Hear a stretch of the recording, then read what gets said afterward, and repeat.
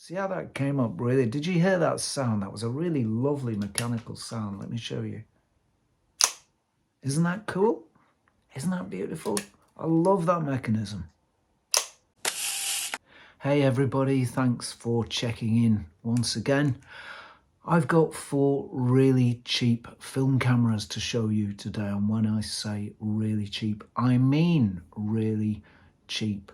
Sure, it's nice to shoot a fancy camera like this Nikon FE. It's a beautiful experience. It's all very silky and lovely, but that Nikon won't really do anything too much different to what this much simpler and much cheaper Praktica can do. So that's the subject of today's video. Very cheap 35mm film cameras, and one of them can be found from around £5. So what cameras have we actually got? Well, let me put my glasses on and have a look, because I won't see too much up close without them. Oh, I can see what we've got. Now, this is a really interesting little camera. I bought this camera a couple of years ago at a boot sale, and I paid £5 for this camera. This is a 35mm rangefinder. It's made by AMC, I believe, although I think that was a brand that was actually added afterwards. These were produced by a camera manufacturer, and then brands were put on them according to where they were sold, I think. But this is a 35mm rangefinder, and it's an interesting 35mm rangefinder as well, because it has interchangeable lenses. Let me take it out of the case and show you. It has interchangeable lenses, but it also has a leaf shutter.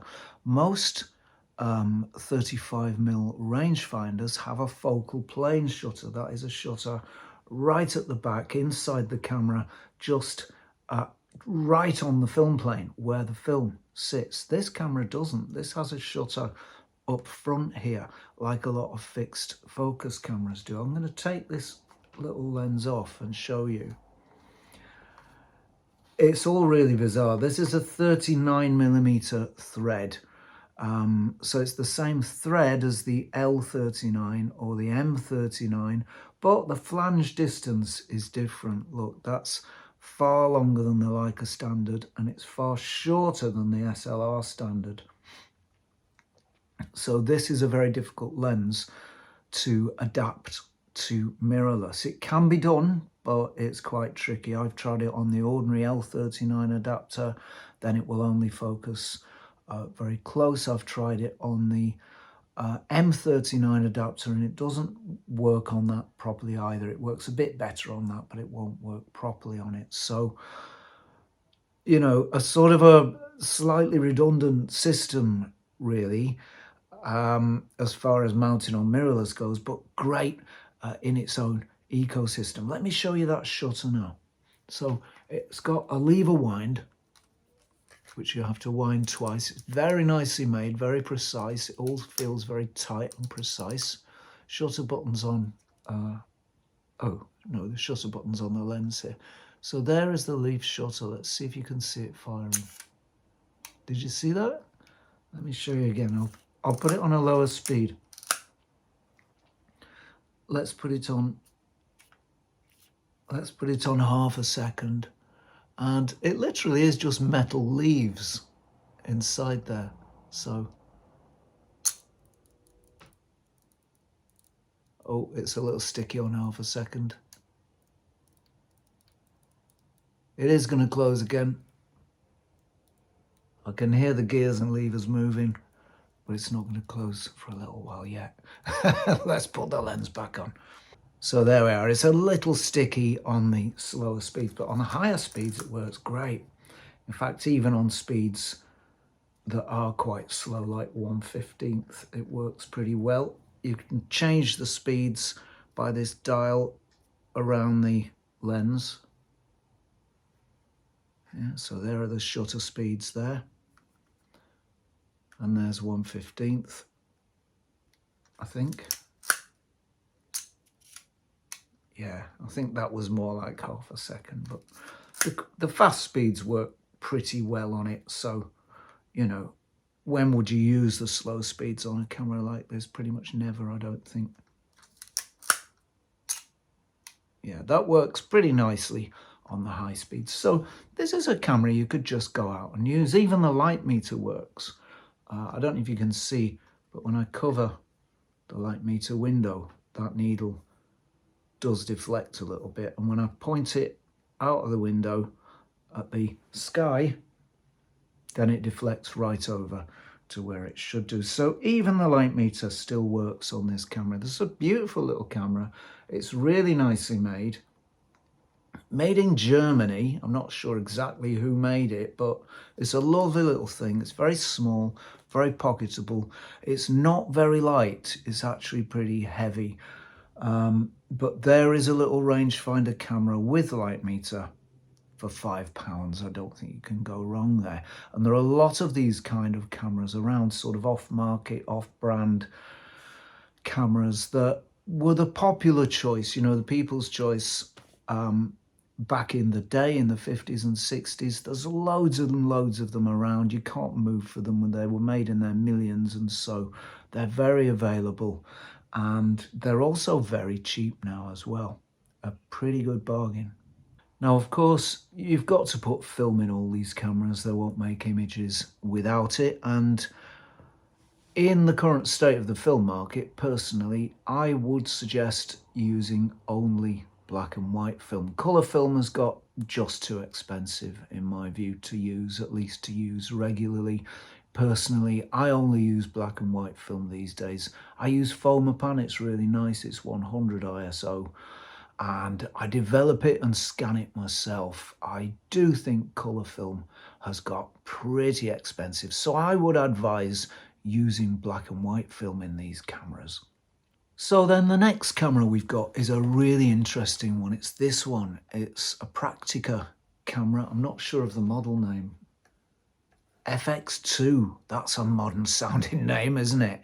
FX2 sounds proper futuristic. And this is a really interesting SLR camera. And these cameras are really, really cheap now. Let me just put my glasses on and take this little fella out of the case. This camera was lent to me by Derek Holmes, who is a viewer who's lent me lots and lots of stuff in the past. So many thanks for the loan, Derek.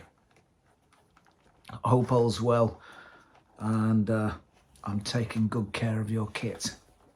It has this groovy, unusual viewfinder. If I can open it, I'm sure there is a way. I'm convinced there is a way.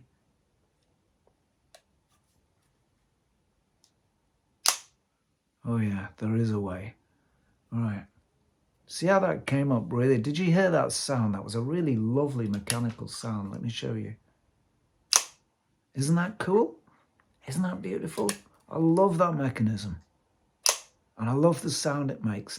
And inside there is a ground glass viewfinder. Look at that. Isn't that a beautiful thing? You have to wind on. This is quite an early SLR, so you've got to wind on before you can see anything. And I don't know if you'll see anything there. Let's see. Yeah, so you can see all the clutter on my spare cabinet there. All that mess and mishmash of tosh. And you can see that as I turn the focus ring, the image becomes clear. And you can see how clear that image is there as well on the viewfinder. That was a thing that absolutely astonished me, is what a really good optical or you know, straight down viewfinder this is. All the other ones I've tried, many of the other ones I've tried where you look down onto a glass screen, have been really difficult to see. A lot of them have been quite old and maybe a bit dirty, but this one is really, really strong image. I don't even really need my glasses, that's how good it is. I could actually use this camera, I think. No, I couldn't. I almost could. It's a very strong image anyway. The whole feel of this camera is of a really nicely made, really well engineered, really beautiful product. It's a very, very, very nice machine indeed. It's got speeds from 1/500th right up to 1 second, and B, it's a knob wind. And in the Praktica tradition, the shutter button is on the front there. And it has a lovely, slappy, precise, mechanical sound. Let's have a look inside it. Ah, that's interesting. Now, this Praktica, this must be quite an early Praktica because it has inside it this cloth shutter. The later Prakticas all had a metal bladed shutter, but this has a cloth one of the Leica design, and it's clearly very, very well executed. It makes such a beautiful sound. You can tell that's really well engineered. As you can see, the entire back of the camera comes off for easy film loading, so that's pretty cool. And it's a beautiful old mechanical film camera, and if you're looking for a good SLR, you could do a lot worse than grab one of these. Right, here's another nice old SLR, though you won't find one of these for £5 unless you're very lucky. These will go for more like £30 to £40, but there is no need to pay more than £30 to £40 for one of these cameras with a lens. This camera came with the Super Takumar 55mm f2. That's one of the nicest vintage lenses I know. Seriously, that is a gem. And that was the kit lens for these Spotmatic cameras. So most of these will have one of these fixed to the front. Some of them will have the f1.8 version. If they do, don't worry, it's exactly the same lens. It is a radioactive lens, so if you're not keen on radioactive lenses, bear that in mind. But you can buy one of these cameras with one of the finest vintage lenses I have encountered for between £30 to £40. That is with patience. Don't buy the first one you come across. Of course, like with anything, you wouldn't buy the first car you come across. That applies to cameras as well. With patience, you'll find a nice one of these for £30 to £40. And when you do, gosh, what an experience. It's so smooth. It's silky, silky smooth.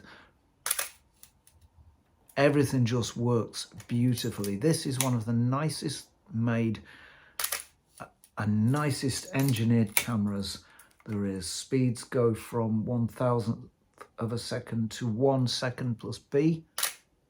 That's 1,000th. No, it wasn't. That was 125. Here's 1 second. And there we are. That mechanism hasn't gummed up, has it? Even after all these years, that slow speed mechanism is still working fine. That is testament to the engineering of these cameras. They're simple tools. Does this one have a meter in it? Yes, it does. It's got a meter in it.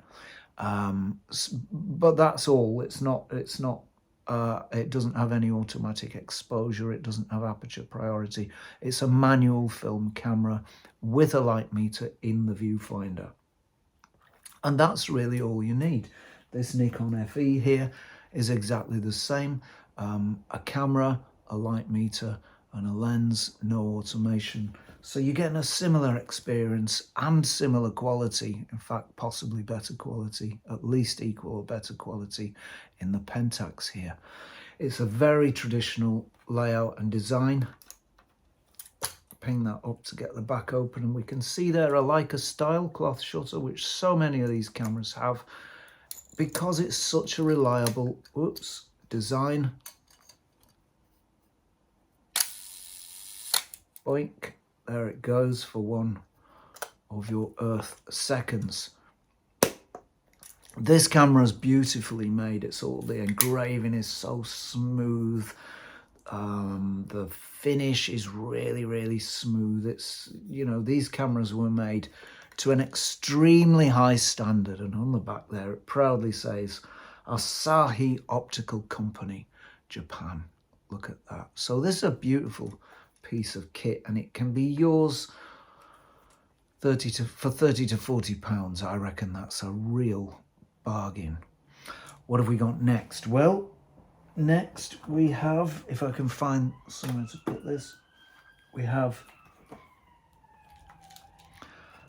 a very, very cool little point and shoot. People go mad for the Nikon L35AF, but this can do everything that the Nikon can, and it can do it for about 1/10 of the price, seriously. I recently bought this camera for £25. The L35AF is now going for, well, between 150 and £200, and it does no more than this one. This one has an f2.8, 38mm Konica Hexanon lens, some of the finest lenses ever made. In fact, gosh, I don't know. I hesitate to say the finest, but I do have a big, big appreciation of Konica lenses. They are among the finest lenses ever made. It's all electronic, it's all automatic, so exposure is automatic, focusing is automatic, everything's auto on this one, and it's not really any more difficult than using an iPhone. You know, just switch it on. Oh, this one's got batteries in it. I don't even know if it's got a film in it. Oh, flipping heck. Anyway, that's how you switch it on. Shall we see if it's got a film in it? Let's check.